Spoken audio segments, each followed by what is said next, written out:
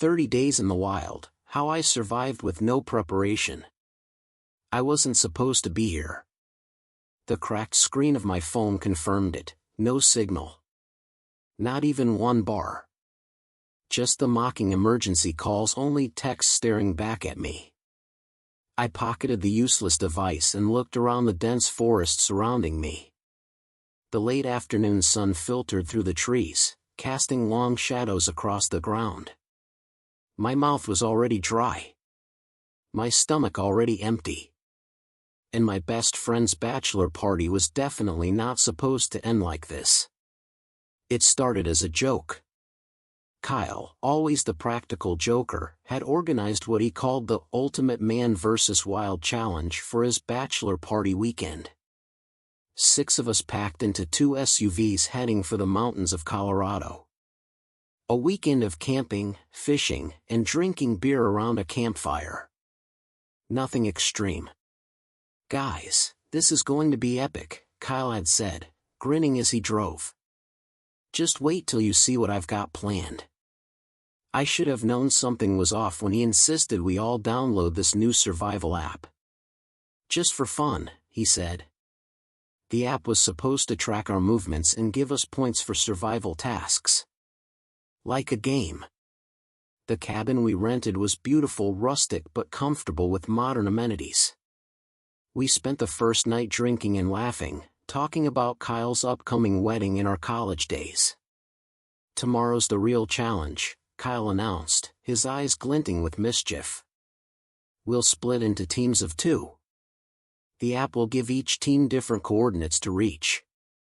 First team back wins." It sounded fun.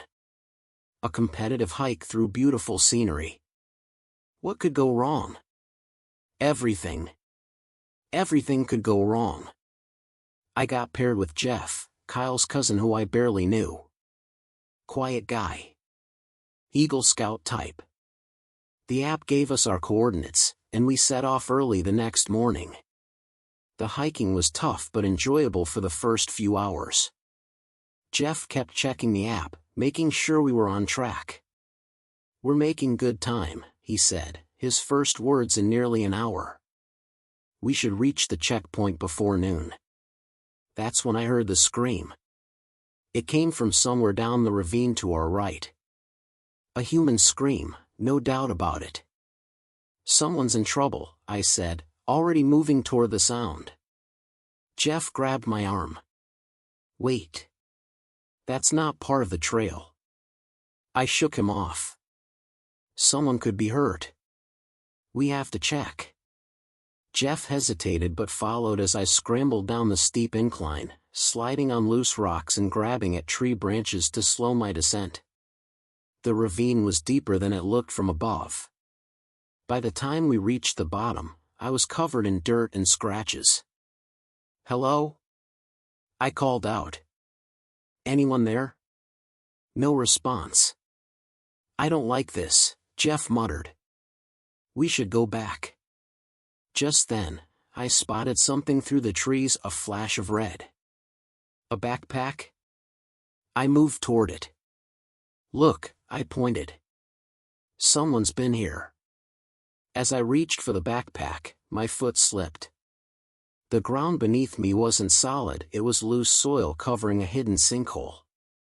In an instant, I was falling, dirt and rocks cascading around me. I heard Jeff shout my name before everything went dark. I woke to pain and darkness. My head throbbed, and my right ankle felt like it was on fire. I was lying on my back on hard ground. Above me, a circle of dim light showed where I had fallen through. "Jeff?"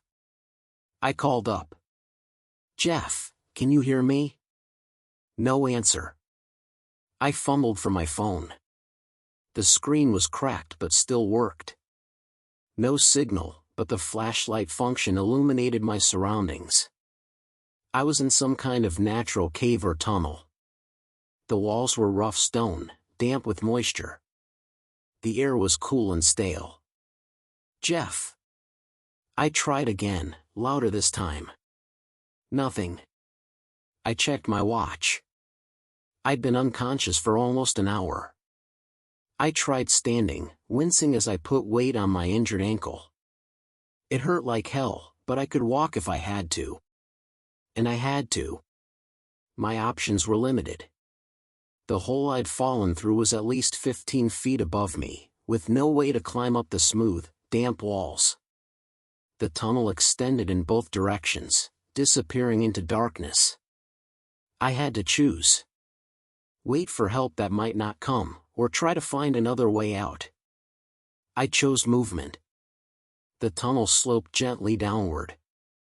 I limped along, my phone's flashlight casting eerie shadows on the walls.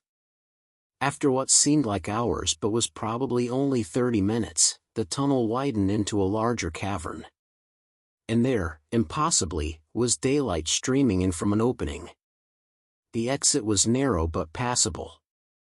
I squeezed through, emerging onto a rocky ledge overlooking a valley I didn't recognize. The sun was lower in the sky now. I'd been underground longer than I thought. I tried my phone again. Still no signal. The survival app was useless without a connection, and my GPS wouldn't load. I was lost. But I was alive. And where there's life, there's hope, right? I surveyed my resources: one half-crushed granola bar, a water bottle about 3/4 full, my phone with maybe 60% battery, a lightweight jacket, and the clothes on my back. Not exactly Bear Grylls level preparation. The smart move would be to stay put. Search and Rescue 101, when lost, stay where you are. But no one knew exactly where I was. Jeff might have gone for help, or he might be lost himself. The others wouldn't miss us until evening at the earliest. I made another choice. Find water, find people, find my way back. I had no idea I was beginning a 30-day odyssey that would test every limit I had. Day 1 was about getting my bearings. I followed the valley, looking for signs of trails or roads. My ankle throbbed with every step, but I pushed on. By nightfall, I found a small stream, clean water, my first victory. I rationed my granola bar, eating just a third of it before huddling under a rocky overhang for the night. Sleep didn't come easily. Every sound in the darkness jolted me awake: rustling leaves, scurrying animals, the hooting of owls.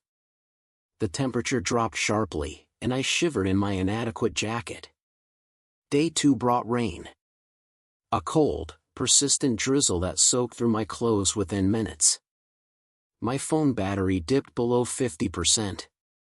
I kept it turned off most of the time now, only checking occasionally to see if I had signal. I never did. I followed the stream downhill, reasoning that water flows to civilization eventually. My food was gone. My stomach growled constantly. When the rain stopped briefly, I tried to make a fire using techniques I'd seen on survival shows. After an hour of frustration, I had nothing but blisters on my palms. That night, I learned what true hunger feels like. By day 5, things were getting desperate. I'd been drinking stream water, but my energy was fading fast without food. I tried eating berries I recognized as safe, small handfuls of wild blueberries and raspberries when I could find them. Hardly enough to sustain me. Then I got lucky. Or skilled. Or desperate enough to try something I'd never done before. I fashioned a crude spear from a straight branch, sharpened against a rock. The stream had fish, small trout darting between the rocks. I stood motionless in the shallow water for nearly an hour before I struck, missing repeatedly but finally impaling a fish about the size of my hand. I'd never cleaned a fish before. It was messy and disgusting. But I did it. And that night, I finally got my fire started, using the last 5% of my phone battery to research friction fire starting techniques before it died completely. The fish was barely cooked, mostly raw in the middle. I ate it anyway. It was the best meal of my life. Days blurred together. I developed routines. Wake with the sun. Check for berries. Try to catch fish. Walk downstream. Look for signs of people. Make camp before dark. Build a fire. Sleep fitfully. My ankle improved enough that I could walk without much pain. My body adjusted to the constant hunger, the perpetual state of being slightly undernourished. I lost weight. My clothes hung looser. On day 10, I found an abandoned hunter's blind, a simple platform built into the trees. Inside was a rusty tin can and what looked like very old beef jerky. I ate it anyway, ignoring the mold. I didn't get sick, somehow. I used the can to boil water and cook the small animals I occasionally managed to trap, mostly squirrels, once a rabbit. I never thought I'd be the kind of person who could skin a rabbit, but survival changes you. The real challenge wasn't the physical hardship. It was the mental toll. The crushing loneliness. The constant fear. The nagging certainty that I was going to die out here, alone, unmourned. On day 15, I broke down completely. I sat by my small fire and sobbed until my throat was raw. I thought about my family, my job, my apartment with its stupid IKEA furniture that I'd spent a whole weekend assembling. All the things I'd taken for granted. That night, I dreamed of cheeseburgers and hot showers. I woke to the sound of rain and my own tears. But something shifted after that breakdown. A strange calm settled over me. If this was my life now, so be it. I would survive as long as I could. One day at a time. Day 18 brought the bear. I smelled it before I saw it, a musky, feral scent that made the hair on my neck stand up. I froze, then slowly turned to see a black bear about 30 yards away, sniffing the air. Everything I knew about bears raced through my mind. Black bears aren't usually aggressive. Don't run. Look big. Make noise. I stood tall, waved my arms, and shouted like a madman. The bear looked startled, then curious. It took a step toward me. I grabbed a burning branch from my fire and waved it, continuing to shout. The bear hesitated, then turned and ambled away into the trees. I didn't sleep that night. Or the next. I kept my fire burning bright and jumped at every sound. By day 23, I'd traveled miles downstream without finding any signs of civilization. The terrain had changed, rockier, steeper. The stream joined a larger river that cut through a deep gorge. Following the river became impossible. I had to climb the slopes of the gorge, which took an entire day of exhausting effort. From the top, I could see for miles endless forest in all directions, with mountains in the distance. No roads. No trails. No smoke from chimneys. I was truly in the middle of nowhere. But I noticed something else, the sun's position. I'd been traveling east, not south as I'd intended. All this time, I'd been moving parallel to civilization, not toward it. I changed course. South would take me across more difficult terrain, but it was my best chance. Day 26 brought the storm. Not just rain, but a violent thunderstorm that lit up the sky with terrifying flashes of lightning. Trees swayed dangerously in the wind. I huddled in the meager shelter of a fallen log, soaked and shivering, watching as lightning struck a nearby tree, splitting it in half with a deafening crack. That's when I saw it, through the curtain of rain, in the brief illumination of a lightning flash. A structure. Man-made. Square and solid. I waited until the storm passed, then moved toward where I'd seen it. There, standing in a small clearing, was a cabin. Weathered and clearly abandoned, but a cabin nonetheless. The door hung off its hinges. Inside was dust and debris, but also treasures, a cast iron pot, some ancient canned goods, a box of matches wrapped in plastic, and most valuable of all, a map. Yellowed and faded, but still readable. A topographical map of the area. I spent hours studying it by the light of a small fire in the cabin's stone fireplace. According to the map, I was deep in national forest land. But there was a ranger station marked about 10 miles south. Hope surged through me for the first time in weeks. Day 30 dawned clear and cool. I'd rested for 2 days at the cabin, regaining strength by eating the canned beans and corn I'd found. I'd fashioned a better backpack from an old curtain, carrying my precious pot, matches, and the remaining cans. The ranger station, according to the map, lay across a ridge and down into the next valley. It would be a hard day's hike, but I was stronger now. Leaner. Tougher. I set out at first light, moving steadily through terrain that would have exhausted me weeks ago. My body had changed. My mind had changed. Every sense was sharper, every movement more deliberate.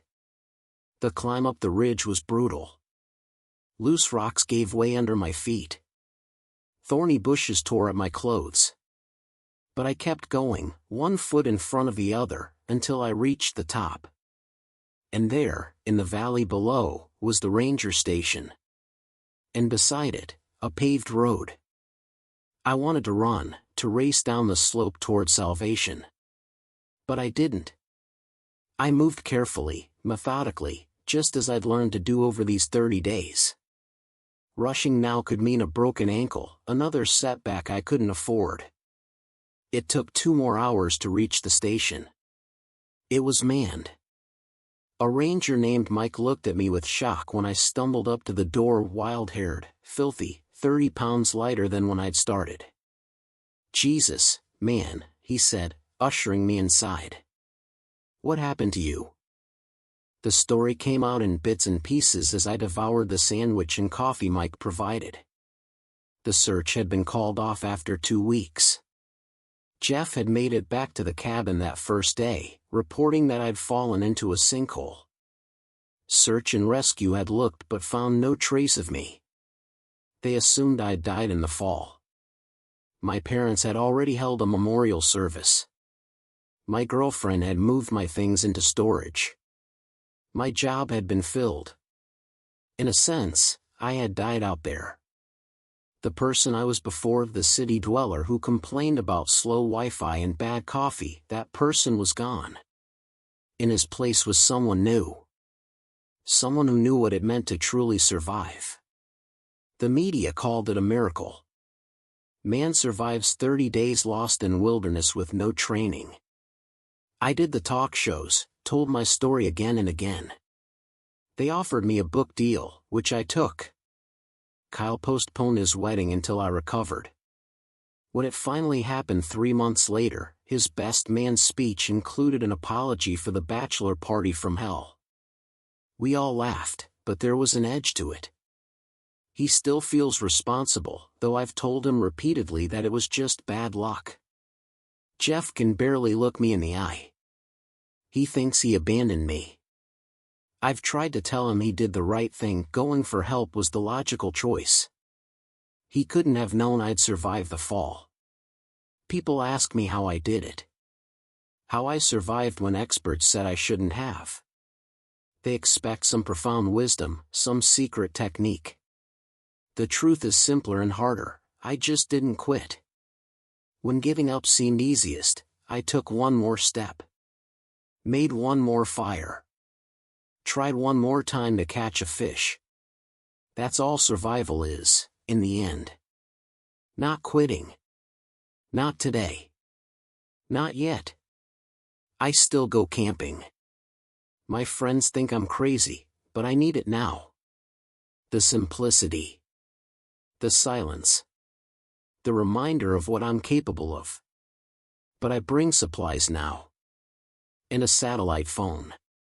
And I always tell someone exactly where I'm going. The end.